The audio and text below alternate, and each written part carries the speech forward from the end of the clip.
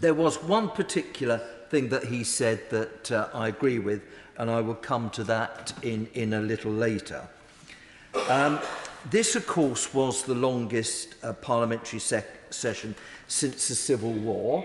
I attend business questions every Thursday. Opposition members say, when are we going to get the Queen's speech? Well, we've got it. So I think that should be a celebration that we have a new session. And the point that I'm interested in, particularly, Madam Deputy Speaker, is that wonderful line, and measures to be announced. And besides the 22 measures, there will be many more. As far as Brexit is concerned, I've given my view already. Even if I had a different view, I'm following what my constituents voted for in the referendum, which was 58% to leave and 42% remain. Now, in terms of cross-party support, I would have thought the opposition could support these animal welfare measures. Very recently, we had a debate about the Animal Welfare Sentencing Bill, and thanks to a change in our procedures, it fell at prorogation, but of course it can be carried over. And I think everyone should be pleased that, quote, dumb animals, if this legislation is carried, will have protection. We will ban the imports of trophy-hunted animals, and all the other barbaric practices whereby people advertise going on safari, and when you get there, they're all caged up, and how people could celebrate standing on a beautiful thing as an elephant or a rhinoceros, I don't understand. So I think that should be something the House should support. And over the years, Madam Deputy Speaker, we've spoken about laws to recognise the sentience of animals. The UK has been a global leader in this area for as long as I can remember, and I pay tribute to the Conservative Animal Welfare Foundation, of which I am a patron. I'm very glad that the Queen's speech suggests that we're going to do something about that. Now, I know that on the first day no minister sums up the debate, but if we ever get to day 6, hopefully I would like an answer to the question about pet passports. Because when we negotiate this withdrawal bill, a number of my constituents have said, are we going to continue with the reciprocal arrangements so that constituents who take their dogs with them or their cats with them, the reciprocal arrangements will remain in place. Now, another point that the House should surely agree on, I mean, only last week the House was saying, we had this wonderful debate about the domestic abuse bill, where I think the House was at its very best, and there were a number of splendid speeches. So I'm absolutely delighted that that bill is carried over. So if we really are going to vote down the Queen's speech, it will be a great shame if that bill is lost. I was on the Health Select Committee for 10 years, and you reach a point where really you're just going round and round in circles in the inquiries which are held. But I was really pleased that today, in the Queen's speech, we announced that we would have an integrated care bill. Our NHS is a huge organisation, and the treatment that we get from our general practitioners, hospitals, pharmacists and other services is absolutely essential. But it is important that we have joined up provision of healthcare, and I hope that is what this bill is going to mean. It's something certainly that the Conservative Party has been promising ever since we formed the coalition government in 2010. One issue that I think is very important is about the morale of our staff who work in the NHS. I'm very glad that they've been given a reasonable rise. I visited my local hospital recently. Every single ward does a splendid job, and I suppose this would go down like a lead balloon, but I'm going to pick out the Elizabeth Lowry ward that deals with particularly ill patients. I thought the staff were absolutely amazing, and when I went to congratulate them, a patient who was hooked up to all sorts of machine heard what I was saying and sort of forced their way out to say, and I want to agree with you, they're doing an absolutely wonderful job. And all members of Parliament, I would have thought, would agree that we should praised the work that they do. And all this talk about the privatisation of the health service is absolute rubbish as far as I'm concerned. The Royal College of Nursing Staffing for Safe and Effective Care campaign is something that was brought to my attention at the recent Conservative Party conference. So I'm very glad that the Queen's speech included matters relating to the support of the NHS workforce, which the Royal College of Nursing believes is something that should be at the heart of the government policy. Again, Madam Deputy Speaker, earlier this month we had a really good debate on women's mental health. And although she's not in a place at the moment, the Honourable Member for Bath led that debate. The contributions from colleagues was absolutely first class. So I did agree. I think it was the Honourable Member that newest joined for the Liberal Party for one of the Liverpool constituencies. She said that we need more money for mental health services. Well, of course, we all don't would say amen to them, but it's a really question of a balancing effect. In that debate, I spoke about two inspiring local women, Kelly Swain and Carla Cressy. Both these ladies run charities in the area that I represent, and I know that access to government funding would represent a significant boost for those two ladies' organisation. So I very much hope that we will look at how clinical commissioning groups and the Department for Health and Social Care work together to see that money goes towards these very small charities. Now, the point that I certainly agreed with the Leader of the Opposition about was about Grenfell. We all remember after the election waking up, seeing those terrible scenes. The Member of Parliament, newly elected Member of Parliament for Westminster and Kensington came in and made that fantastic speech, and there's been some very good debates here. But I'm the chairman of the All-Party Parliamentary Fire Safety Group, and I absolutely agree with the Leader of the Opposition that we should fit sprinklers retrospectively in high-rise buildings. No new school should be built without sprinklers in, and I very much agreed with what he said about the new building safety standards. Following the Hackett review and the views of Dame Judith Hackett, I think it's very important that the House gets behind this piece of legislation, which I hope to hear more of in detail. At the recent Conservative Party conference, I met with the British Heart Foundation, and the statistics that they gave us on UK air pollution were truly shocking. From the reports which I've read, the Environment Bill, which we've heard today, will not only address poor air quality but the protection of landscapes and habitats, and I'm glad that my right honourable friend, the member for Chipping Barnet, leads that department, because we all know, Madam Deputy Speaker, to deliver a clean environment we must promote, for instance, the value of electric cars. Now, I suppose I'm sitting on benches where I'm surrounded by experts in the technology of electric cars. I'm not, but I now understand much more about hybrid cars than I did. And at the conference, I met with the representatives of the industry who said that there are serious concerns regarding the lack of charging points available across the country, with just one charging point in the constituency that I represent. I mean, just one, and a total of 5 in the whole of Southend. So it's essential that the infrastructure legislation is introduced to improve that.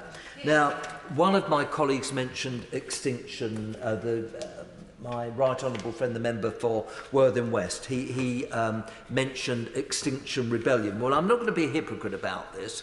When I got the message to meet and collect my tree, I did. And there were a huge number of colleagues I saw from all parts of the House who collected their trees. I got a beech which will be used for hedging, and I've got umpteen people locally who would like more trees. Now, the chap who gave me the tree, and I promised him that I would mention this, said that whilst it's good what the government is doing at the moment with these planting tree programmes, he says that we need to plant billions of trees.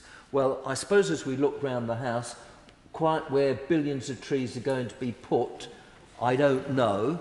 But all I would say is in Southend West we've got an active tree planting campaign, and I'm sure there's plenty of space in Scotland to plant even more trees. But I'd like to thank my great Essex neighbour and honourable friend for giving way, and just to point out that in Chelmsford, on one of our new developments, we've recently planted 70,000 trees, whips and shrubs, and maybe he'd like to come and see and check out how we can do that all over the country too. Well, I eat my words. If my honourable friend's got room for 70,000 trees in Chelmsford, perhaps we've got a bit more room in Southend, but we're a bit restricted by the Thames Estuary. But I'll look at that with the local authority. But I think even though it was very, very controversial, the protest, I thought the tree planting thing was very, very worthwhile. And recently I had a meeting with our excellent new minister in the Exchequer. This was about the cost of vehicle excise duty. I was joined by the National Caravan Council and the Motorhome Caravan Club, which all colleagues have got caravan owners and motorhome owners in their constituency. Recent changes have meant that there is a 705% increase in vehicle excise duty. I mean, 705%, which I think is totally unfair. Now, it's an incentive for them to buy alternative products, but they're not available at the moment. So it's just crazy. Many of the prospective owners are of modest means. They've saved diligently. They want to enjoy their retirement, and they cannot afford an extra £2,000 for this. But so I'm delighted that we're going to have a budget on the 6th of November, and I hope that will do the trick there. My 4 final very quick points are, as far as law and order is concerned, I'm very glad with the announcements in today's gracious address. I always thought that it shouldn't be a badge of honour, the number of people in prison. The less people in prison, the better, really. And it's just showing at the moment that prison doesn't work. I think prison should be for the most violent offenders. And I just hope that we can get the balance right. And on that subject of law and order, I am going to use the opportunity to say, Madam Deputy Speaker, this. My predecessor for Basildon, and my then neighbour was Harvey Proctor. Now, since I've been in here, Ted Heath was a colleague, Liam Britton was a colleague, Lord Bramwell is still the House of the Lords. I know Harvey Proctor very well indeed. His life has been absolutely destroyed and broken. He's lost everything. Absolutely everything. And when he had to leave Parliament, I mean, the only reason he survived then was that half a dozen colleagues got round, had a whip round for him and set him up in a shirt shop. But, I mean, what has been done to that former colleague's life is an absolute disgrace. So all I would say, I do hope he gets compensation as quickly as possible, and there is a much more careful look at the way that trial was conducted. I'm very pleased, Madam Deputy Speaker, about education. With our excellent schools minister, we've now got the minimum level per pupil funding for secondary schools up to £5,000 and up to primary schools for £4,000. I was lobbied by the musician passport idea, and I would ask the government to agree that touring visas for musicians and other creators are brought into place. A constituent has raised with me the issue of blue badges. Will they be reciprocal when we leave the European Union? And my final note, Madam Deputy Speaker, if I was just disappointed in one element of the Queen's speech, I had expected there to be a sentence about Southend being made a city. But the 25th of July was a big moment for me, because the Prime Minister at that dispatch box turned round and said Southend could become a city. I'm going to hold him to this. I'm going to hold it. I've already had a letter from the Minister saying we need some sort of royal event so that there is a city contest. Well, I've got it. The Duke of Edinburgh is coming up to 100, so we could make that the point, and the Queen is coming up to being the longest reigning monarch anywhere in the world. So I think this is a splendid Queen's speech, and I'm just so glad that Southend is going to become a city next year on the centenary of our mayoralty. Order. This is obviously a magnificent debate, and I don't want to put any undue stress on colleagues, but we do still have 14 speakers. So if colleagues go beyond 15 minutes, it perhaps does put a bit of pressure on others later. Angela Crawley. Thank you, Madam Deputy Speaker. I will endeavour to be a tad more brief than some of my colleagues across this House. Of course, this Queen's speech was delivered in the backdrop of a chaos and a political crisis that we have never seen before. There is nothing more than this is nothing more than an expensive distraction from the shambles that is Boris Johnson's premiership.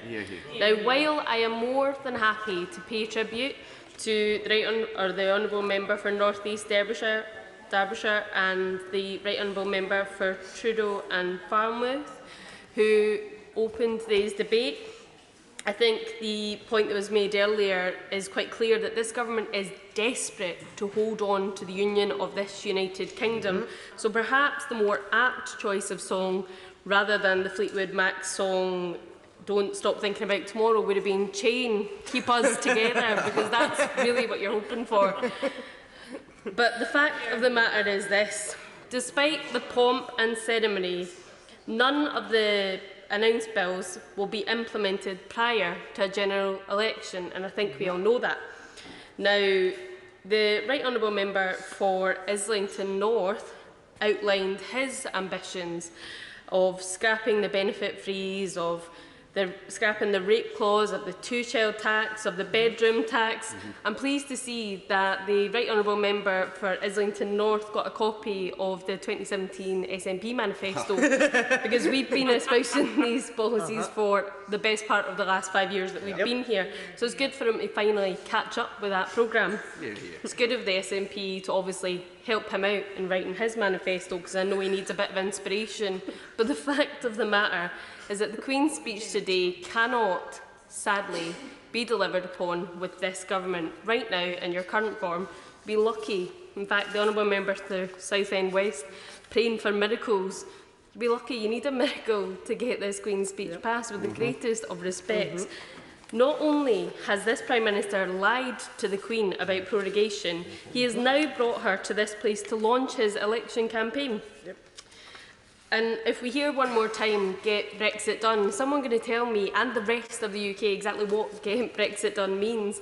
Because frankly, it's meaningless, and it actually detracts from the real problems that we face across the UK and that this government actually has to deliver on. Vague promises of hospitals and police on the streets and better education. We in Scotland know exactly how to deliver an education system, a police system, a justice system, because we in Scotland have successfully been doing so. And in the crisis that is Westminster, is the SNP government that are delivering for Scotland. So the government appear ironically to be putting law and order at front and centre of their ambition to return to power. Now, that would surprise most, considering this Prime Minister has recently been found to have broken the law of the highest court in the land, and consistently he says he will do the same at the end of the month. So, Madam Deputy Speaker, we have a Parliament in turmoil, a government without a mandate, a Prime Minister with no power, and yet we find ourselves in this House delivering the election manifesto of the Conservative Party through the vehicle of the Queen's speech. Now, the government are cutting taxes for the rich whilst cutting services for the rest. Now, for the rest of us, rather than use the Queen's speech to address the glaring inequalities across the country, he used it to announce a crackdown on European neighbours entering the country. Now, this is a move that would be devastating for my constituency and for Scotland.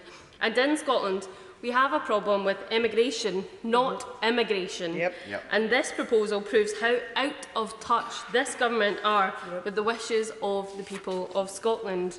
It needs not said again, but I'll say it again. Scotland voted to remain in the EU, and yet this government has shown a flagrant disregard for the will of the Scottish people.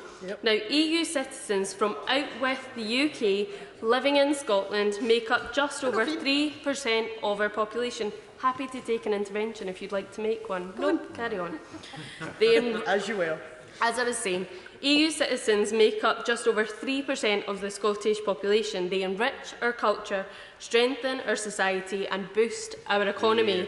Now, leaving the EU, ending free movement, could cost Scotland up to $2 billion in tax revenues. I would like to understand how the MPs who also represent Scotland on this side of the House intend to answer to their constituents when the general election comes. Now, this is not a price worth paying for Scotland, and Scotland is not willing to pay that price. Now, Madam Deputy Speaker, in my constituency, we have thousands of EU nationals anxious about their future, and I recently held a specific surgery for those concerned about their future in the UK post-Brexit, and the response was heartbreaking. Women in their 80s planning to leave the place that they had called home, families concerned that they will have to return to a place that their kids will not recognise because they have never lived there, and young people angry that their opportunities are being removed by this government. Now, their anxiety was not relieved by the Security Minister, Brandon Lewis, threatening EU nationals with deportation from the UK if they do not apply for settled status. And we all know, frankly, that the government's response to this has been woeful.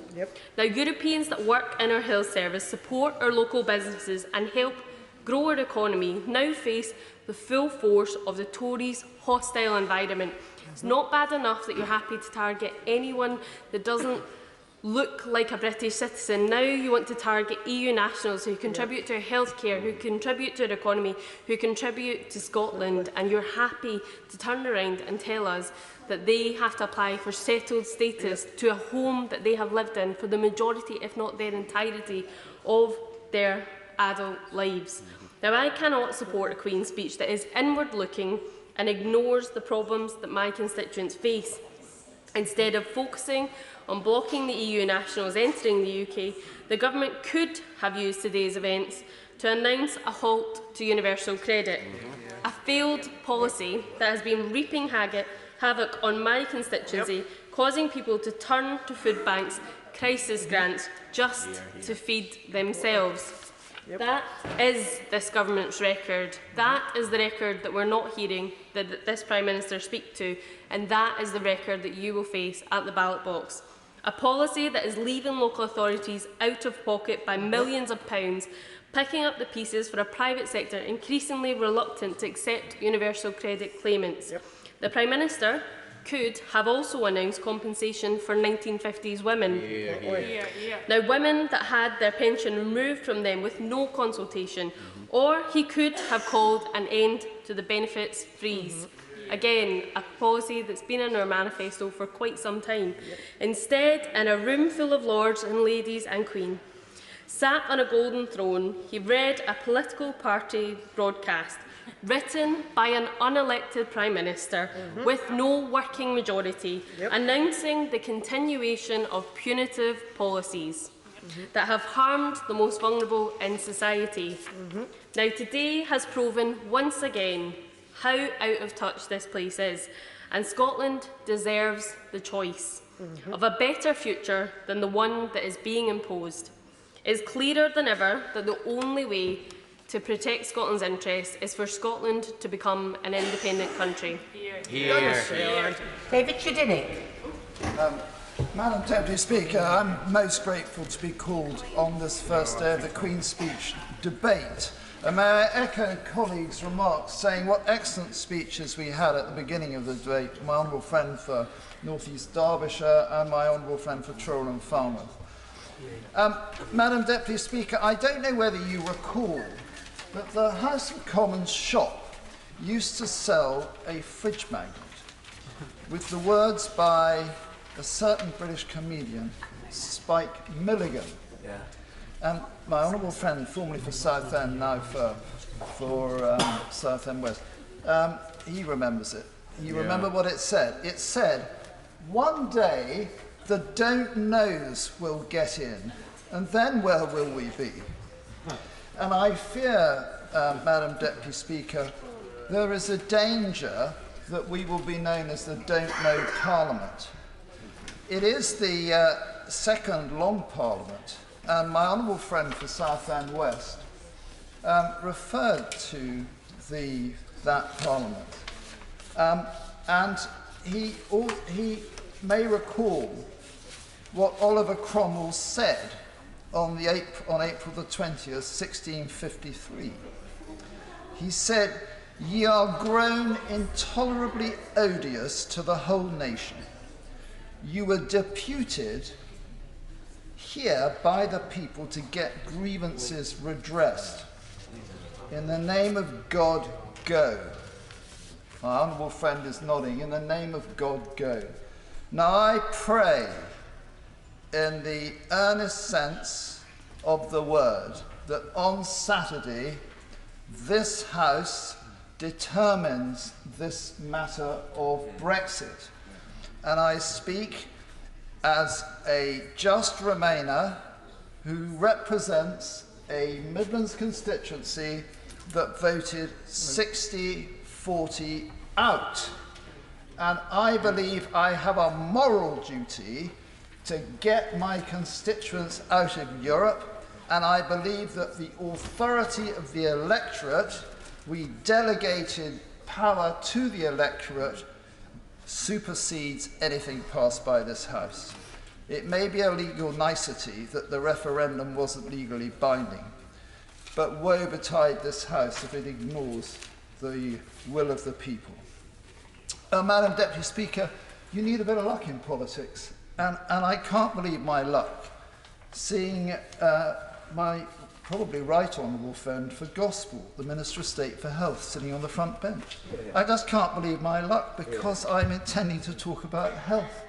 And of course, one of the problems of the Queen's speech is that if you try and talk about the subject you wish to talk about, someone like you, Madam Deputy Speaker, gets up and says, we have to restrict the debate to 4, 3, 2 minutes. You end up with no debate at all. And of course, the joy, as my perspicacious friend for Southend here knows and pointed out, one of the joys of standing up, for lucky to be enough to be called, Madam Deputy Speaker, on the first day is that you might get a chance to make a speech.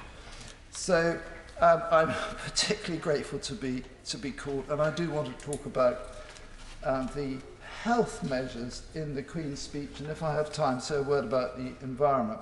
Now, I absolutely welcome the 40 new hospitals that my right honourable friend, the Prime Minister, has committed to.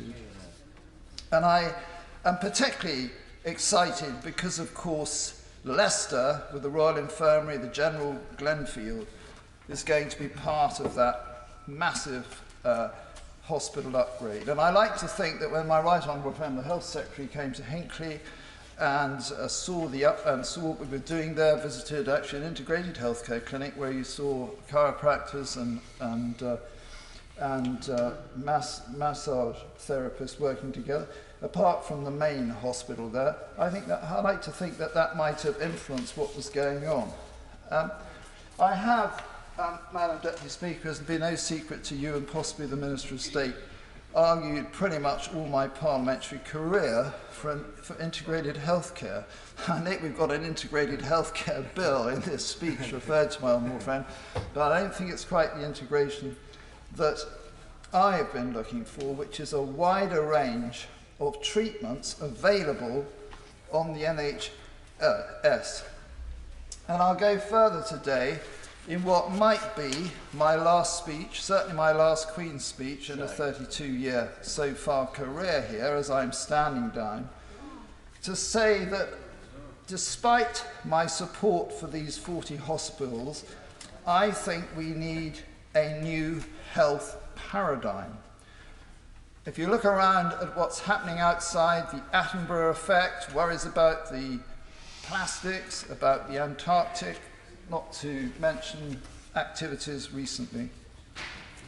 What we really need now is a sustainable healthcare policy. My honourable friend here is getting a message which I hope is he's all right with that. It's totally in support of you. Well, I'm glad to hear. I wasn't expecting. Madam Speaker, I hope you'll waive the rule that electronic devices are not allowed to be used in support of a case. Anyway,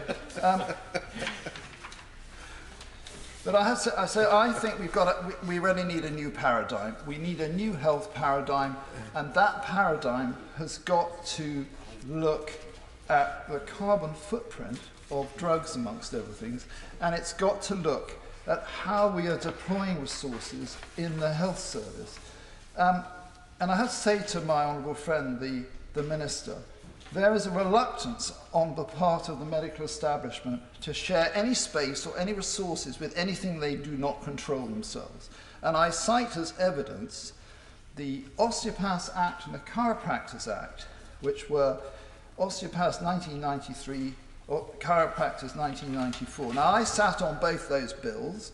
They were private members' bills, and they became Acts of Parliament. And we were told beforehand the osteopaths and the chiropractors don't have proper regulation, so how can we bring them into the health service? Well, they've got proper regulation. They're regulated by Act of Parliament, but where in the country do we find them working with orthopaedic surgeons? The osteopaths have a carbon zero footprint. The chiropractors have a carbon zero footprint. The Western acupuncturists, for that matter, have a carbon zero footprint. And they can help these practitioners in our hospitals. So I would like to see a small percentage of the money going to these new hospitals taken and put towards a broader base of treatment. The Professional Standards Authority was set up by the government to regulate, with an oversight, a whole range of different professions, from sports therapists to all sorts of therapists. I've argued so many times that the government respects the PSA's own request that they be taken seriously and they can refer cases that they see to doctors. It's almost as if they don't exist. And the government speaks with forked tongue on this, and I'm really concerned about it. So I asked my honourable friend, perhaps she's winding up if she'll look at that. Now, Madam Deputy Speaker, 1/3 of the world's population already has sustainable healthcare.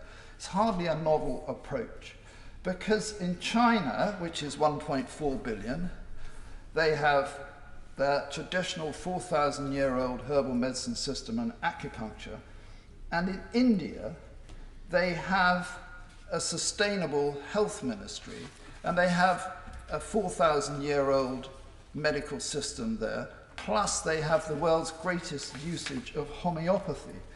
And, Madam Deputy Speaker, I've just been to India for a week at the request of the government. I was invited by the government to see what was going on. And I went because on the 17th of January, I had a chance to ask a question of a man I respect, Sir Andrew Dillon, who's the chairman of NICE. And I said to him, I can't understand why you're sort of dithering over whether acupuncture works for lower back pain, your committees. It's been on and off. And I said, have you actually been to, has any of your team been to China, or has any of your team been to India, where the critical mass is, to see what's going on? He said, no, we haven't. We haven't got the money. And actually, in fairness to NICE, they've had their budget cut by 30%.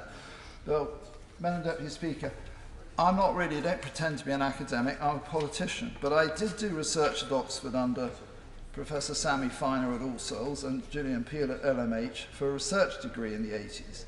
And they always said to me, if you're doing research, go to the biggest base of information you can find. And here, NICE have been making decisions on tiny numbers of people, few homeopaths in Liverpool, a couple of different groups of herbalists, and acupuncturists. Why on earth aren't we looking at the two biggest countries in the world that use these systems? Now, Madam Deputy Speaker, I said I've been to India for a week as the guest of the Irish government. The Secretary of State knows all about this. I've talked to him about it. And I was their guest. I should declare it in the Register of Interest, but I paid for the flights. The Irish ministry covers a range of disciplines, but I want to dispose of one, and that is homeopathy. They are the first, I want to dispose of this, just in James, to give some idea of the scale of the operation. Here, the tiny group of homeopaths have been under constant pressure in recent years from so-called skeptics, saying there's no evidence.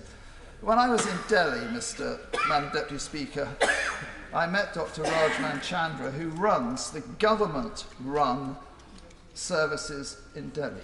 They have, Madam Deputy Speaker, 6,000 clinics in Delhi, 15,000 registered homeopathic practitioners, 80% are doctors who've had 5 years training. They practice in almost every street. When I went to Calcutta, to the Homeopathic Institute and Teaching Hospital there, I found on a 14-acre site with 3 different lines of patients waiting in areas the size of New Palace Yard, they were treating off-season 2,000 patients a day. 2,000 patients a day, 3,400 in the hot season, with 100 doctors and postgrads combined on duty at any one time. This is the evidence we could look at. How could we possibly accept that there's no evidence when in the whole of India, homeopathy, which was exported from here, London, to India during the British time and caught on, there are now 300,000 homeopathic practitioners, 250,000 are doctors, treating an average 20,000 patients a day. Madam Deputy Speaker, I will leave that now. And I know not everybody wants me to go on about homeopathy, but I had a meeting. Well, I mean, doesn't it make it look ridiculous? I mean, you've got 250,000 doctors, and there's somebody here who's not very well qualified saying there's no evidence. And I really think you better look at this, because a lot of Indians come back to the Royal London Homeopathic to do research degrees. They regard it as the ultimate to come back here and do that work. I was honoured, Madam Deputy Speaker, with a meeting with Shripad Naik, who is the Minister for Ayush. He's the Minister in charge. He's actually the equivalent of a Secretary of State. I mean, whereas here Secretary of State has responsibility for 66 million people, Shripad has responsibility for 1,300 million, 1.3 billion. I think I've got that right. I never was a mathematician. And I've spoken to the Secretary of State about this, and Secretary of State, our Secretary of State, would be very happy to receive the invitation that Minister Naik offered for him to visit India and look at these medical systems. I went around 12 hospitals, and also to establish a working group on traditional medicine, as they've got with Germany.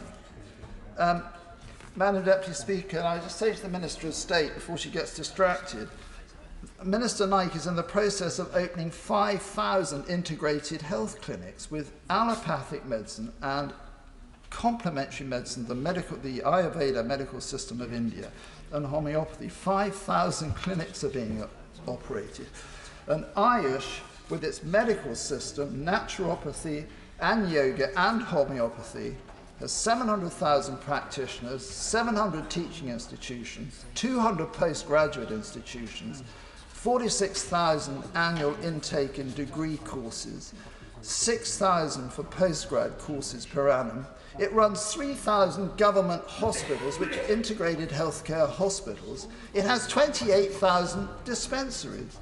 It has 9,000 government manufacturing units and 6 Ayush practitioners per 10,000 population. This is a massive operation. What I'm suggesting to my honourable friend is you really need to look at this, because it offers us a chance to have a much better regulatory regime in this country. I do not think our complementary integrated healthcare regime is thorough in the sense that it's scrappy, it's fragmented, and I know that from working in this field.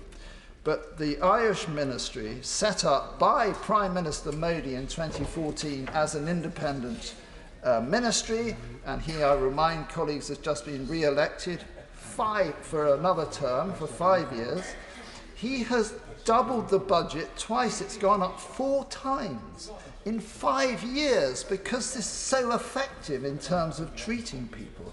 It's extraordinary. And they control research, central regulatory bodies and research councils. They control education, 11 national institutes. They control drug quality, care and regulation with 2 central pharmacopoeia laboratories and national medicinal plant board they have.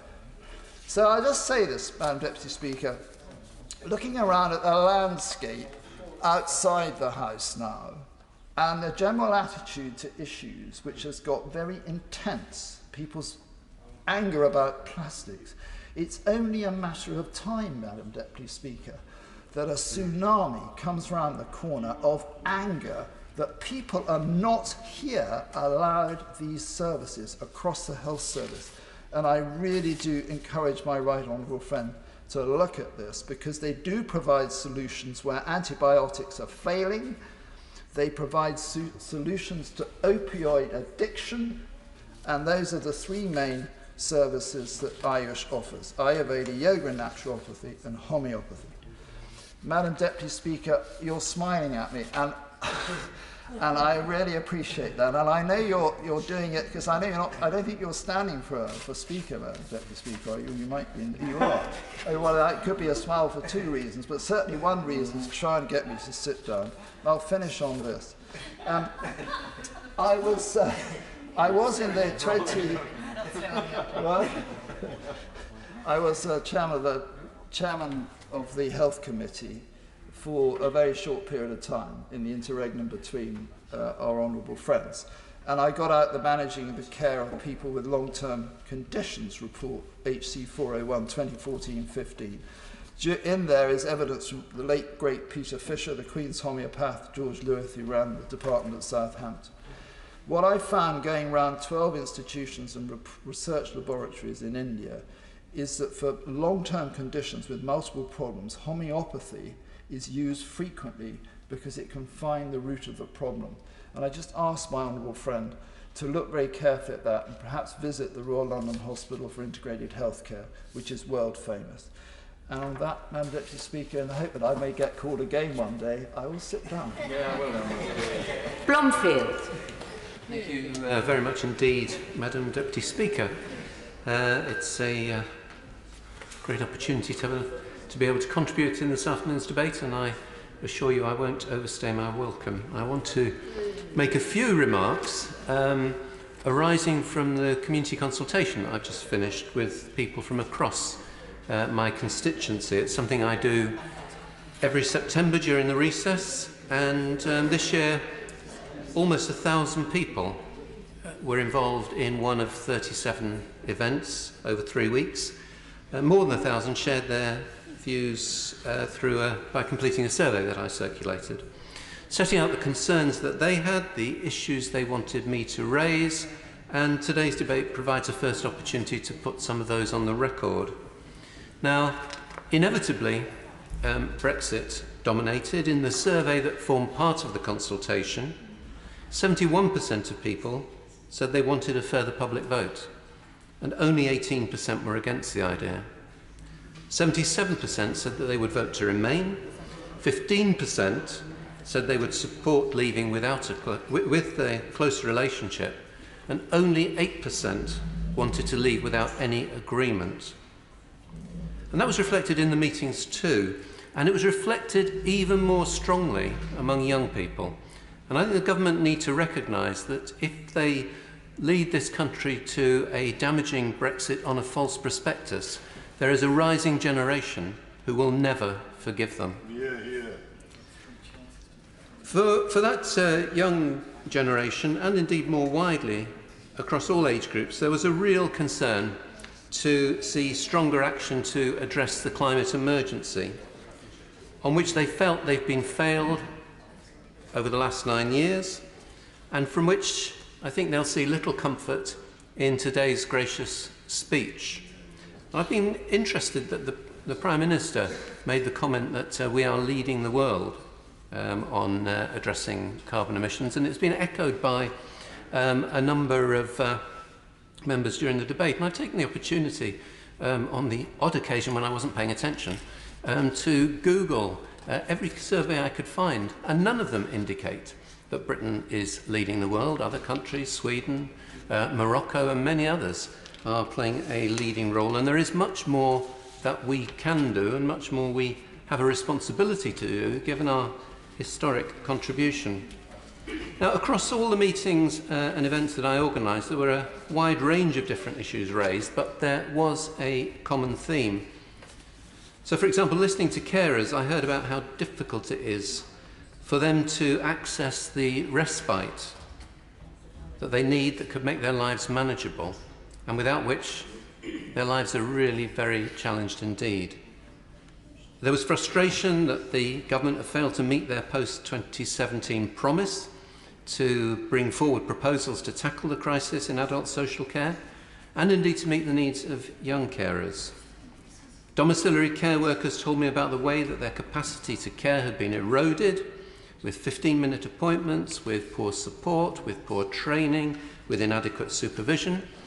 And during the period of their consultation that I was conducting, one local residential home announced its closure as a result of inadequate funding, and we all know within this House and across the country there are many more that will be following that path. There was a real sense that we need a complete paradigm shift on how we meet the challenges of an ageing population and how we provide the resources to support that change. In health too, I heard concern on the difficulties in obtaining GP appointments. I will indeed. Thank you. Very grateful to him for bringing up that group of young people to talk about the issue of carers. And the point I made at that meeting, which I reiterate, was the continual contracting of services out causes so many problems to those voluntary groups. Would he agree that's something this government ought to be paying attention to? Thank my honourable friend for that intervention. I very much agree, and it's a point that I'm going to return to in my comments. But in health more widely, I was told about the concern over the difficulties in securing timely appointments with GPs, sometimes acute difficulty in waiting times in A&E, and the difficulty in accessing other services. Young people told me about the pressures in their lives which are contributing to the rise in problems with mental health, for which the system is failing them and failing them badly. Schools told me that they were dipping into teaching budgets to provide support for those in crisis with mental health issues, and teaching budgets which were there for the name that they're given, teaching. And that money is being distracted into covering the crisis in mental health for our young people. But even more support is needed, and substantial investment in child and adolescent mental health services, for which young people told me about waiting times of 25 weeks after first diagnosis to referral for first opportunity for help, being the norm and not the exception. And clearly, for our young people, early intervention is critical in tackling mental crises. Parents of children with special educational needs and disabilities told me heartbreaking stories of their struggle to get education, health and care plans that met their children's needs. And once those plans were in place, they talked about the challenges schools faced in delivering them because of the lack of resources. Now, we know that our schools have been hit by an 8% real cut in their budgets, but that the particular failure to address the needs for special educational needs and disability funding is causing an enormous crisis. Young people themselves were increasingly worried about crime, and they talked about knife crime in particular. They made the case for the sort of out-of-school activities that used to be common before the cuts which have disproportionately impacted on our local authorities have led to a collapse in youth services. And in other meetings, people highlighted how we now miss Sure Start and the difference that this Sure Start centre's made in supporting families during the crucial early years. They talked about the way that school exclusions, driven by the lack of resources to support the most difficult children, are feeding gangs with recruits and sucking young people into knife crime. A big concern, Madam Deputy Speaker, across all ages and all parts of the community was the rise in homelessness, rough sleeping and street begging. At a meeting on housing, we talked about the rising numbers in temporary accommodation and without a permanent home of their own, in sofa surfing and the increasing dependency on friends and relatives for accommodation. And people were clear that the only solution is a concerted programme to build affordable social housing. The problem of rough sleeping and street begging is clearly more complex, and we talked about mental health, alcohol and drug dependency problems that need intensive interventions to support people in getting off the streets and rebuilding their lives. There was a huge willingness from those in statutory services and the voluntary sector to resolve these problems, but a real sense that they had risen over the last 9 years as the consequence of the cuts, which have not only affected the statutory services, but their ability to support and work with the voluntary sector in a way that would have a real impact. Now, all of these are different issues, but there is a common theme. 9 years of cuts have sapped the capacity of our public services and much of the voluntary sector to meet the needs of those who need them most. Austerity has corroded the quality of too many lives, and it didn't have to be like this. These decisions were not forced by necessity, but by political choice.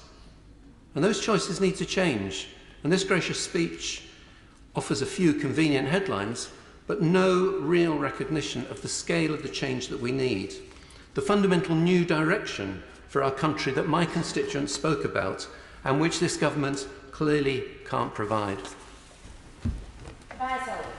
Madam Deputy Speaker, it's a real pleasure to respond to this Queen's speech debate on day one, which is certainly a first for me. I'm grateful to follow the honourable gentleman from Sheffield Central, and there wasn't a lot we agreed with, as you can probably imagine, but first he opened up by speaking about climate change, and I just echo his concern and comments, much as we may have views on Extinction Rebellion and the methods and manner in which they go about.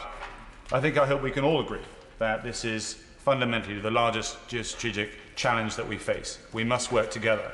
We may claim that we're the best in the G20, but we can do better. And I've already called for this government to bring forward its 2050 ambition of being carbon neutral. But, Madam Deputy Speaker, I certainly welcome some of the aspects of the domestic agenda, not least on law and order, which will go down well in Bournemouth, more police officers on the front line there, environment, health, immigration, and certainly national infrastructure, which is divided into two. Firstly, from the perspective of greater investment in our trains. I mentioned Boscombe railway station specifically, which absolutely needs more funding and infrastructure support, as well as the digital capacity as well, something, again, the Bournemouth University will appreciate too, being one of the, the forebearers of understanding how our digital world is absolutely changing. Will my honourable friend give way? I will. I'm most grateful to my honourable friend for giving way. He's got on to my favourite subject, railways, which I hope to address the House on a little later.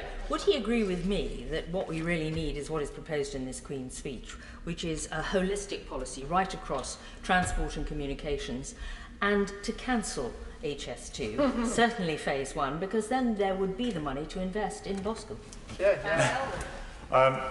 Madam Deputy Speaker, my right honourable friend actually gives a teaser as to what we expect she to speak about in due course, and I very much look forward to that. But I'm pleased that she would like to see investment in Boscombe railway station, as do I. Moving from that very sensitive but important subject, I, on a more serious note, make no apology for focusing on international and security elements in this speech. Given our ever greater reliance on our economy, with access to global markets, trading alliances with allies, and of course securing international peace and security aspects of trading capabilities of linking up on our security environment. The first line of the Security and Defence Review actually talks about the relationship, the symbiotic relationship between national security, which is dependent on our economic security, and vice versa. You can't have one without the other. So I very much welcome, in the contents of this Queen's speech, as illustrated by the Prime Minister today, a desire to continue playing a role in global affairs, to champion global free trade. And I certainly welcome the renewed commitment to 2% GDP spend. But I also make it clear that I don't believe that is enough. I think the challenges that we face are growing. I believe that the threats are accumulating. Whilst we can manage and contain threats today, it's an ever dangerous and more complex world that we face. And we often speak about the erosion of the rules-based order. But look what happened last week on the Syrian-Turkey border, when we saw Turkey breach international law with its military incursion into northern Syria. Let's be honest, Madam Deputy Speaker, a busy, distracted and disunited world essentially is looking the other way. It is a sad testament, given the increasingly volatile and changing times, of the failing international cohesion that once saw the West stand with resolve to defend international norms and values. The US is our closest and most critical ally, but we must be strong enough to call it out when errors are made. And President Trump's decision to withdraw troops has triggered a humanitarian crisis and undone much of the good work to bring stability to the region. And defeat of Daesh is now been set back.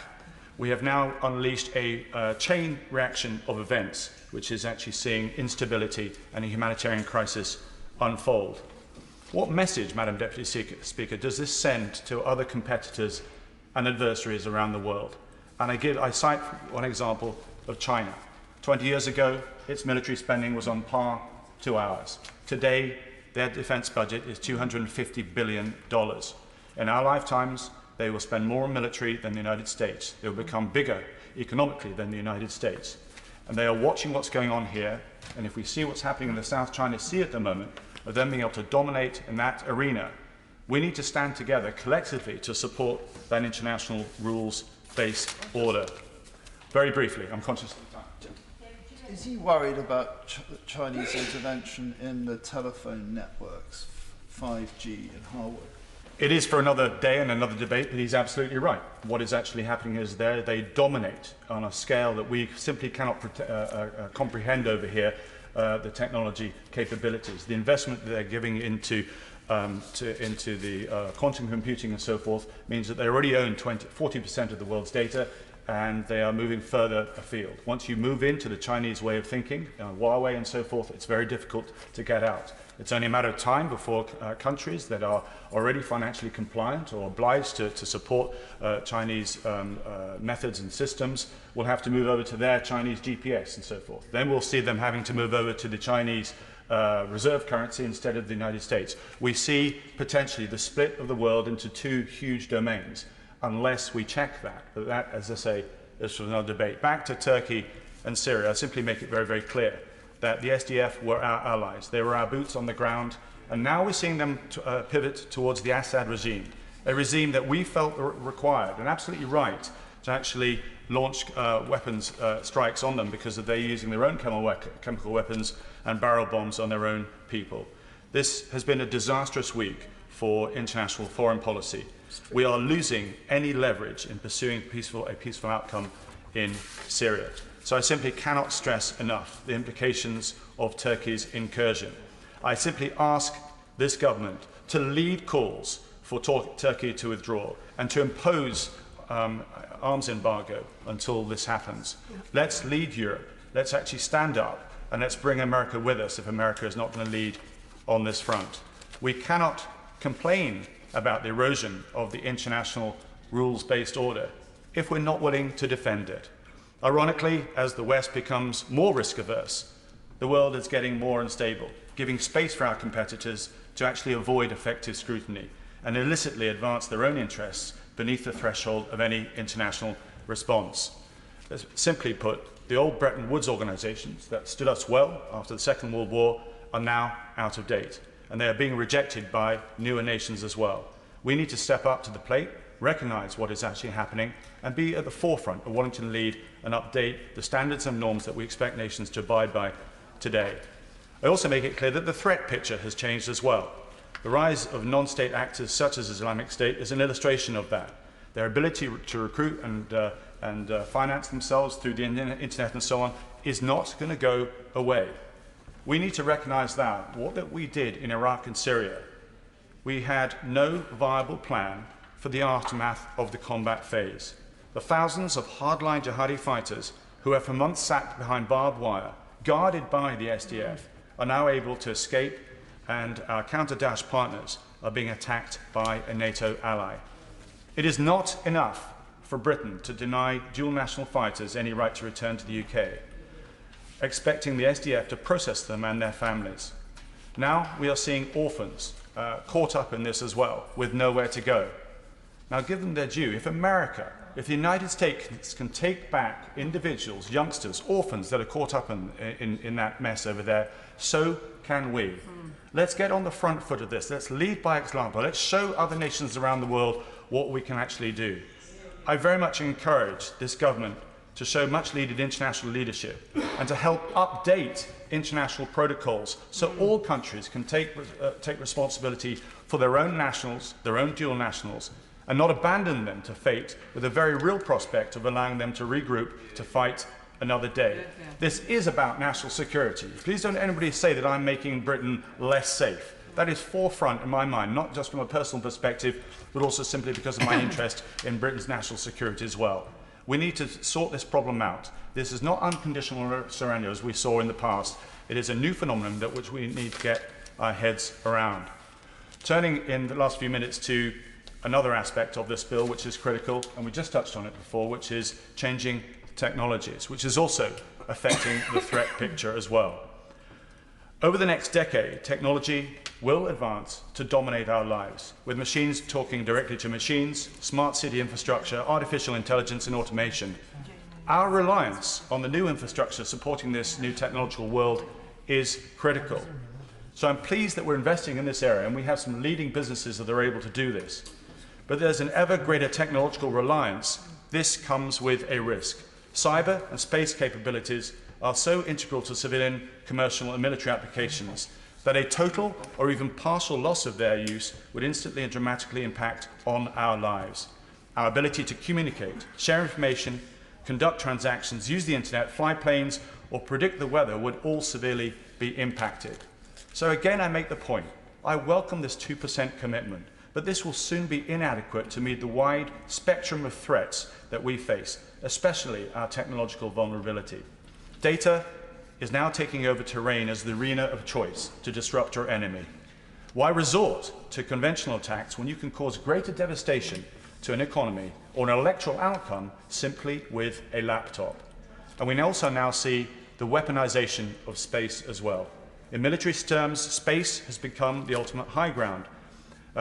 We require a space command. We need to follow the United States and France. We saw the evolution of the Air Force 100 years ago. We now need to do the same with space, because both Russia and China have reorganized their military structures to include space as a fighting domain.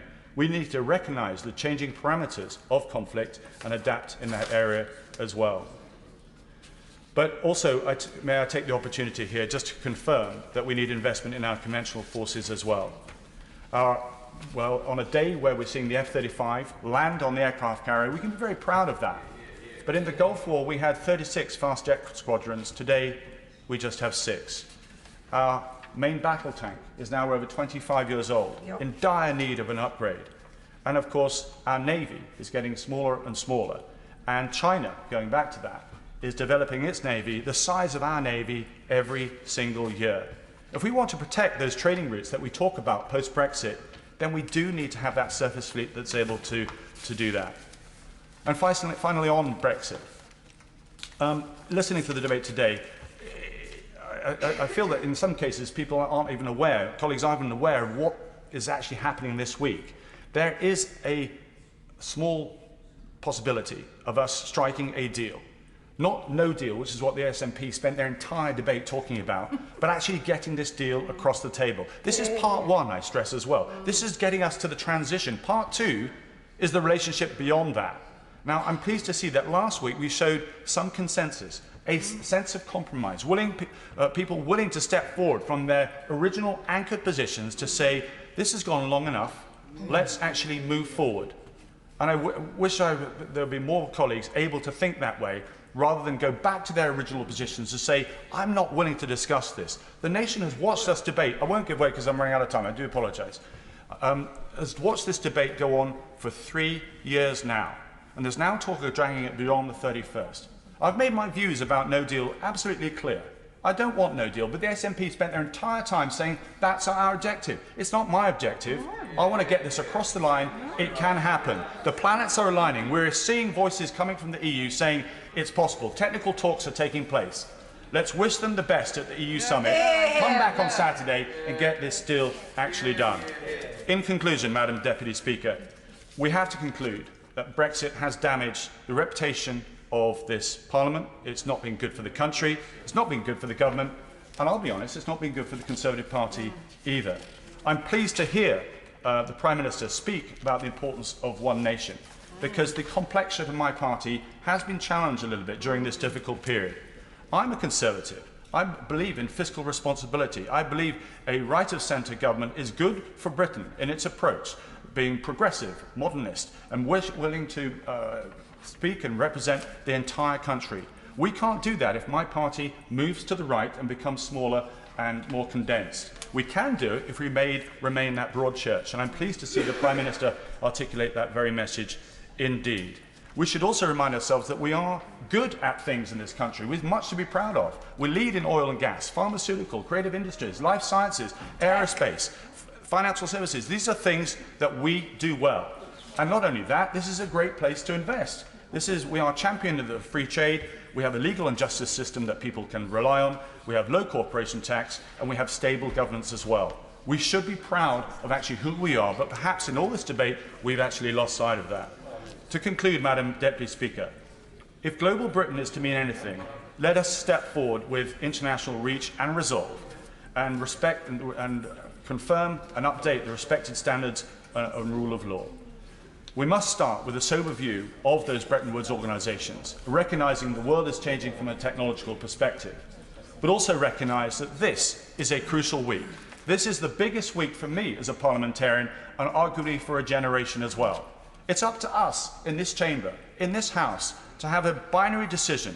Do we want Brexit to continue and pursue our own pure form, or do we actually call an end to this, support this deal and allow the nation to move forward? Thank you. Patrick Brady. Thank you, Mr Deputy Speaker. I have a huge amount of respect for the member for Bournemouth East. He was a very diligent and well-respected minister. He's proving to be the same on the back benches. Clearly we have a bit of a disagreement about Brexit, and if we have spoken on these benches about the risk of a no deal, that's because that risk remains very real. Many people might say it still remains an extreme possibility, or one at least that the government still seems to be willing to contemplate, despite the fact that if there is a majority for anything in this House, there is a majority to avoid no deal. And that will be the situation that we end up in come the end of this week, one way or the other. Several members have commented that it is a slightly unusual Queen's speech, it's a slightly unusual atmosphere, it's a slightly unusual timing. Certainly for several of us, by strange coincidence, starting with the member for North East Derbyshire, who opened the debate, the member for Eastern Bartonshire and myself. It's all taking place during our 40th year. We all celebrated our 39th birthdays.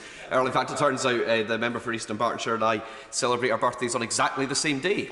So we'll look forward to doing that next year. Who knows what situation we'll be in. And the member from Worthing West did note that the temperature goes up and down, but we do have a role that we take very seriously on these benches as both the third party in this House and the largest party in Scotland. And we have never claimed to speak for all of Scotland, although I would draw the House's attention to the remarks that were made by former leader Angus Robertson in the first speech after 2015, when he recognised we won considerably more seats than was proportionate to our vote, and that we did have a responsibility to be aware of the broad range of political opinion that exists in Scotland. But there is a consensus in Scotland, and every single constituency in Scotland voted to remain in the European Union, and we will not shy away from speaking up for that point of view.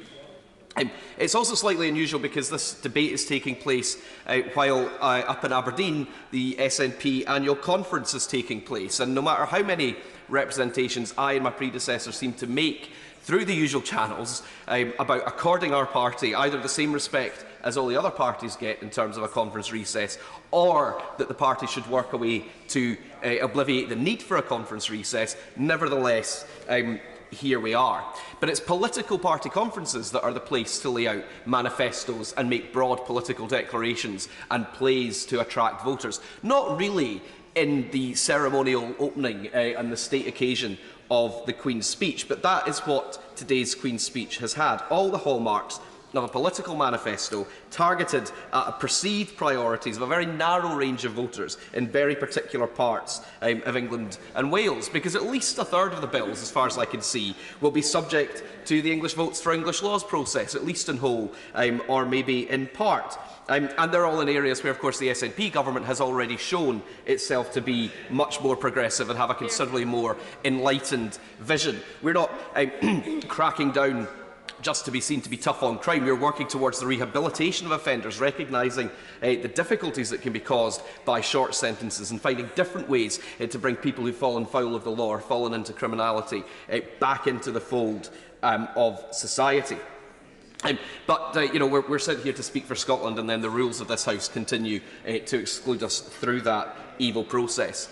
And the bills that will apply in Scotland already seem to be a source of concern. Even since the Queen's speech was delivered, my inbox is filled up with dozens of emails concerned about the proposals for voter identification.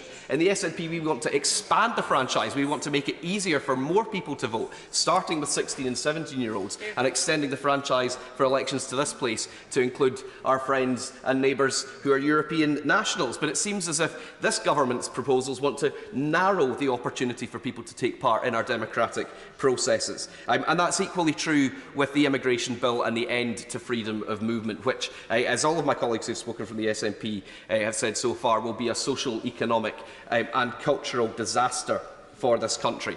But it's a theme of narrowing, of isolation, of insulation, of an insular approach that comes with Brexit. And the notion of global Britain that the member who spoke previously spoke of is just increasingly a joke. I mean, I was recently in Malawi. I went to visit the High Commission, and it had a pop-up banner saying, "Apply, come to Britain. Britain is great. Come and take part in our Chevening Scholarship."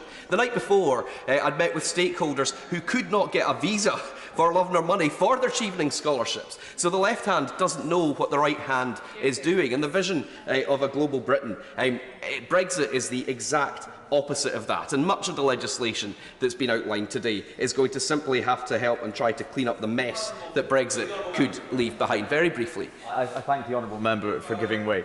I'm listening to what he says, and he's making a very, very good speech with lots of very pertinent points, but surely he would agree with me that the most narrow, isolationist and separatist agenda being displayed in this House today are by Scottish National Party members who want to break up our United Kingdom. Surely that is narrow and nationalist and isolationist.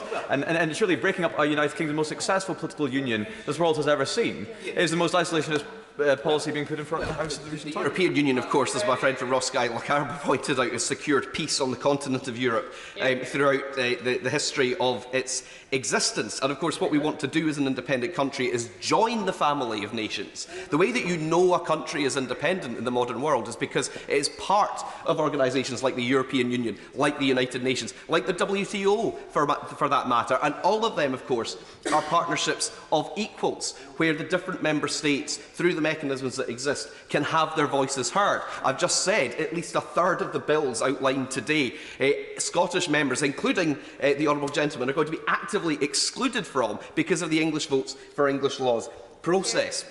So I don't think that the point he's trying to make desperately stands up very well. And what is becoming abundantly clear, of course, is that there is no good outcome to Brexit. There is no good way of leaving the European Union. If there was a better deal than membership of the European Union, all the other members would want that deal, and the European Union wouldn't exist. It stands to reason that the best possible deal we can have is the one that we already have, which is membership. And if we want to tackle the global challenges that are outlined in the speech and in the speeches we've heard today, of poverty, of the climate emergency, of people trafficking, of animal welfare, of online harm, all of these nowadays require a global response of countries working in cooperation with each other. And the UK is pulling itself out of one of the most important, or this government is determined to pull the UK out of one of the most important mechanisms for delivering that. And the Queen's Speech effectively recognises that, because it's got to put in lots of different frameworks and structures to deliver on those issues when we already have one that is working exceptionally well.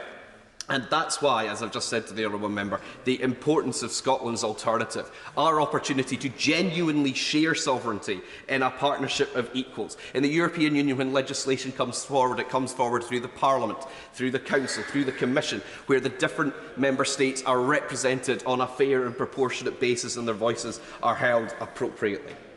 And that is the point, as I say, of independence. That's why the SNP's vision is an internationalist vision. It's about Scotland, as I say, rejoining, taking its place on the global stage. And that is the vision that is being articulated at our conference this week. It is, sadly, the first conference I've missed in about 15 years. And only the second one, I think, since I left university.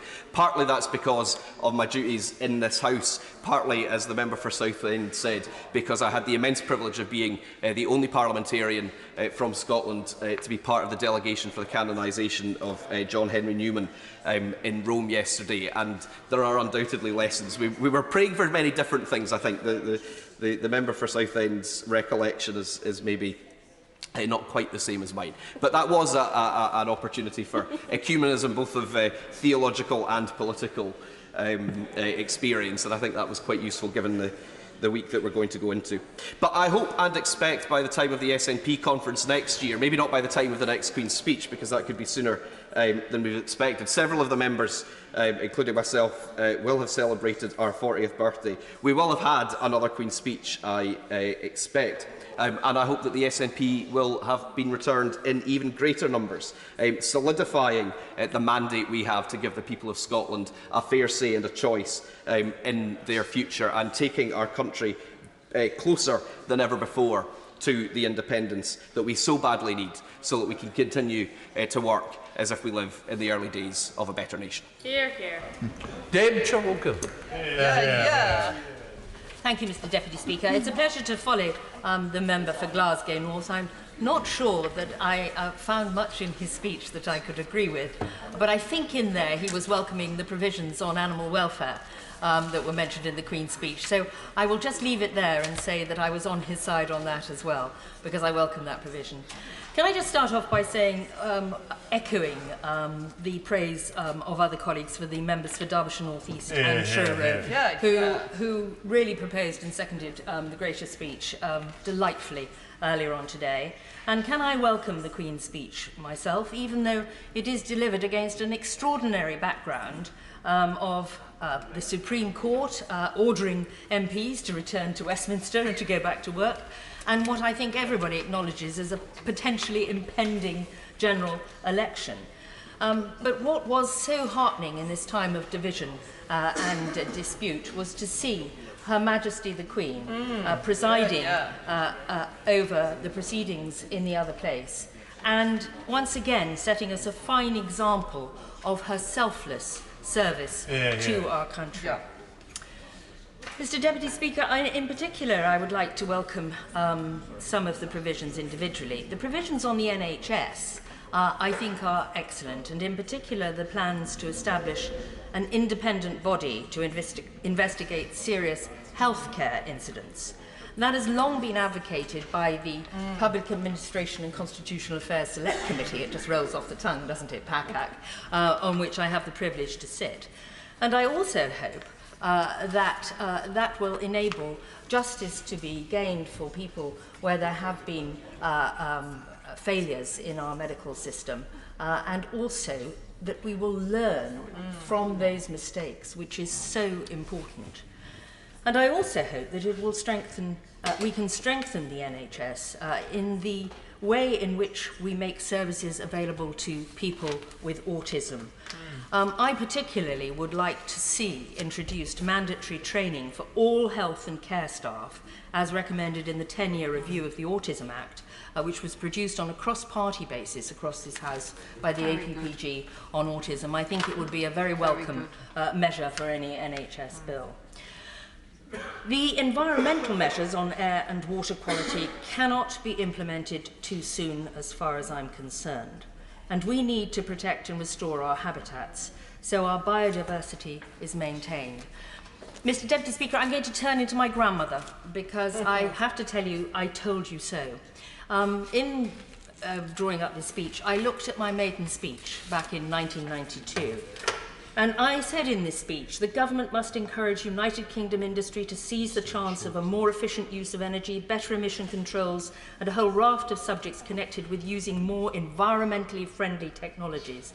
Not only is that an essential component of a modern environmental protection plan, but commercial gain could be made from it for small and large companies. Indeed, a large part of my maiden speech was made on the environment and the Rio conference, which of course followed on from Helsinki and really kick-started the concentration of efforts on climate change.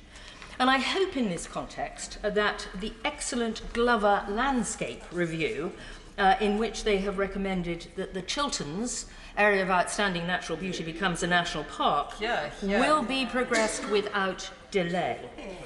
I, in fact, was the first person to suggest this option to add a layer of protection to our threatened and very fragile landscape in the Chilterns.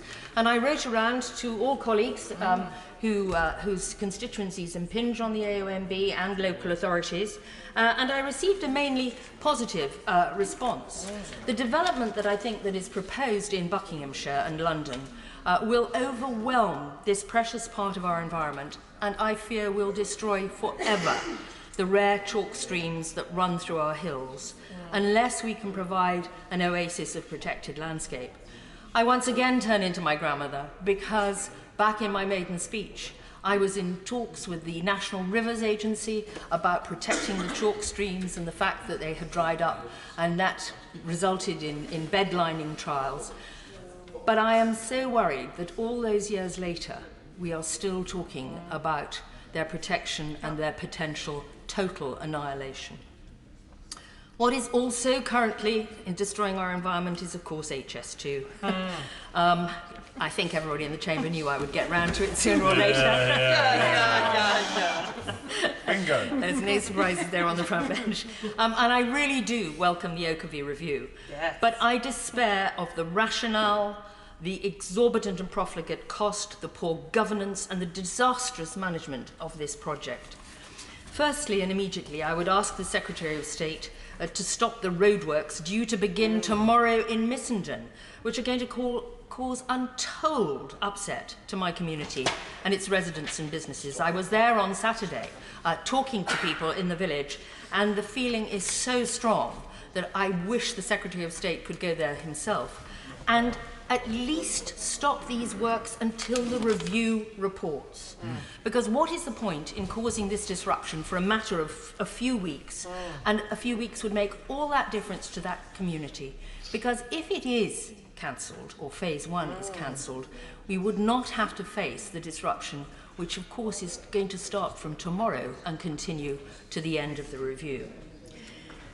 And even now, after 10 years of poor communication and the disdain shown by HS2 towards my community, I really do have to ask whose bright idea it was to cause this huge disruption in my locality, in what is effectively starting to be the run-up to Christmas, and which should be good for all our shops and businesses in Missenden. If access becomes difficult, it will affect their profitability. I do have to say I would encourage everybody in this House to come out to Great Missenden. It's very easily reached on the train, and come and spend your pounds in our shops out there, because they will need your help if HS2 goes ahead. And this weekend, the reports about the treatment of whistleblowers, allegedly exhorting them to destroy material that may compromise HS2, and the statement from HS2 that they would not release documents requested by, I believe, a Dr. Thornton, because if they came into the public domain, they could be used by critics to successfully lobby for the cancellation of the project, is, I have to tell you, an appalling turn of events. I give way firstly to my honourable friend there. I'm so grateful to the Right Honourable Lady for giving way. She has been a great leader to those of us on these benches who oppose HS2 for many years. Has she heard the press reports this last weekend that the Serious Fraud Office has been called in to investigate allegations of corruption within HS2? Oh. Well, I can't stand it up other than that I have read the reports in the newspapers that say that the SFO is investigating aspects of HS2. It would be interesting to know if the front bench can confirm that at all. I don't believe everything I read in the press, but it really wouldn't surprise me, because this is a project that managed to give away £1.7 million of unauthorised redundancy money, and nobody was held to account for it, and that money has not been paid back. So nothing would surprise me, although I stress to add that it was a press report. Yes. I give way to the honourable. I thank my honourable friend for giving way. She's being very generous. On the subject of HS2, she did mention whistleblowers, one of whom actually lives in my constituency and has not had the redress, I think, or the opportunity to put his case forward in the way that I think is actually justifiable and should be given and awarded to a constituent. So I asked my honourable friend that does she agree that as part of this review, the whistleblowers, their evidence and also their chance to redress and any compensation should be included as part of this review? And furthermore, does she agree that any future HS2 should be truly national, i.e. linking Scotland, England and Wales together? I couldn't agree more, and I have to say I'm very sorry for his constituent, because simply the lessons have not been learned from the early days of HS2, when my constituents, as I said earlier in my speech, were treated with disdain. And all sorts of things happened which I don't believe in a democracy, and in our modern democracy, should have happened to my constituents. I hope he does get redress, but I would tell him never to give up, because I'm not giving up after 10 years, and I'm still hopeful that there could be a cancellation in the offing. Because it's not going to actually harm the country to cancel HS2. The money could be spent on the nation's digital transport and energy infrastructure as set out in the Queen's speech today. And I really welcome the intention to produce a comprehensive national infrastructure strategy that I've been consistently calling for. We need to revolutionise the infrastructure of this country by better transport links, particularly in the north of England. We want better bus services, we want an electric charging network, we want high-speed broadband, we want 5G, and we want more reliable commuter services, quite frankly, because I think that we can spend taxpayers' money so much better than on HS2, particularly Phase 1. And now we hear that it might stop at Old Oak Common, and if that happens, then the business case goes right out the window. So it doesn't even come to I think that's enough on HS2 now. No, never. Never. I would just like to move briefly on. To the proposed election bill. I would ask government to, particularly when they're looking at election reform, to think very carefully. I'm already getting a lot of emails from constituents worried that the legislation is going to contain photographic identification for voting. Now, I have the pleasure of sitting on the Council of Europe, and I led the monitoring team for the elections in Bosnia and Herzegovina recently, where I bumped into my right honourable a friend. Very true. And producing photo ID, is a matter of course. You can't vote until you produce your ID. But these are countries where national ID cards are a matter of course. We don't have a national ID card here. And I'm very worried about the most vulnerable in our society, so I really would encourage government to think hard about that provision and perhaps turn their mind to looking at the rules around referendums and the changes that were recommended by the Constitution Unit's Commission, on which I had the privilege to sit with the Honourable Member for Beaconsfield, who has just come into the Chamber. Updating our rules in the light of developments, particularly with social media and artificial intelligence, is of critical importance if we wish to retain confidence in our systems and keep them ahead of the technology challenges that threaten to derail it. Lady, give way. I will. I agree with the Honourable Lady, the Right Honourable Lady, absolutely. Yeah. But I am confused Because most of us that drive cars carry an identity card. It has our name, it has our address, it has our date of birth on it, and it has a photograph on it. So we've already got, effectively, a ID card.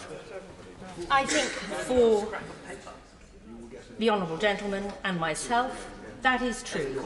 But I'm thinking about the people that do not drive. I'm thinking about disabled people. I'm thinking about people that can't afford a car and need to have a better bus infrastructure.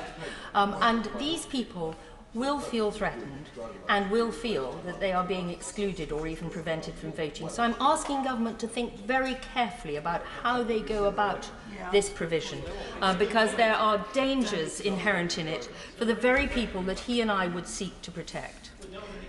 I've been very generous. I will give way one more time, but I would like to finish my... Thank you, Honourable, for giving way. In Northern Ireland, we brought in photographic identification to vote, and the purpose was simple: to stop fraud. And we had many examples of fraud across Northern Ireland. But in any part of life we have today, you really need ID. If you want to open a bank account, you want to get a drive. Everything you need ID. We have an ID system in Northern Ireland where you can apply and get a card and get your photograph done. It's really simple if people want to do it, and we can do it in Northern Ireland. Perhaps maybe the Honourable Lady could follow that example.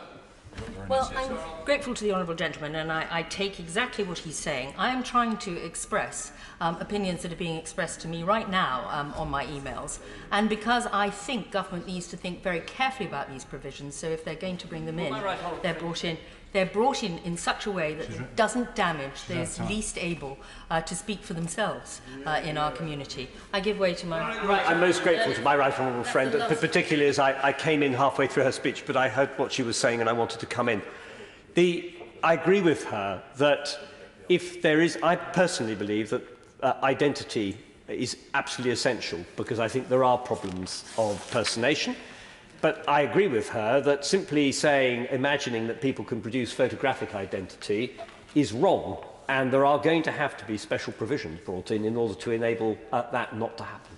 Well, it's good to know that the... Or just to say, I do believe the previous incumbent for the Church suggested 15 minutes. Dame Cheryl. Thank you so much. I have taken rather a lot of interventions, Mr. Deputy Speaker. No. Can I just say that in a similar vein, I would like to see regulation and transparency enhanced around companies such as 38 Degrees, who insert themselves between MPs and their constituents, gather data and raise funds for lobbying out with the rules that govern political parties. Yet in effect, they are acting as an adjunct to political movements with no oversight or accountability. There are many things to welcome in the Queen's speech, particularly on the law and order front. We need to halt this tide of knife crime and the scourge of county lines, both of which have affected my constituency. And we must give our police forces the resources to provide that safety and security that our citizens need to lead peaceful and successful lives. Mr. Deputy Speaker, I'd like to finish by mentioning one provision that has delighted me. And I'm delighted it's come to prominence, and that is the ambitious National Space Plan. My husband, Jack Gleaming, during his lifelong career as a civil servant, was finally appointed as Director General of the British National Space Centre, then attached to the DTI. He had a vision for the role of space on telecommunications, Earth observation, remote sensing, and was a huge supporter of our space industries and scientific endeavours. He was passionate about the possibilities of space, and my only sadness is that he died earlier this year and did not live to see a Conservative Prime Minister appreciating the opportunities this sector affords. This Prime Minister now has many, many challenges. There is no doubt that there is an overwhelming desire to get Brexit done and to reduce the bandwidth that is occupying government, which in turn is impeding the progress we can make on things that matter to people and have now been covered in the gracious speech. Health, education, local government, new opportunities for our service and manufacturing industries. I hope by the end of the week we will not just have a pathway to delivering our exit from the EU, but a firm grip on the destination. Geraint Davis. Mr Deputy Speaker, it's a pleasure to follow the member for Chesham and Amersham, and I very much sympathise with the points that she was making actually about identity cards. Given that we're told something like 11 million people may not have passports or driving licences, and it's important people can participate.